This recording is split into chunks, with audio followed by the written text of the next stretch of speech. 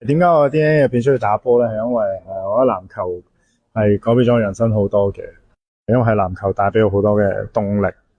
同埋係佢教識咗我好多嘢，去點樣去保持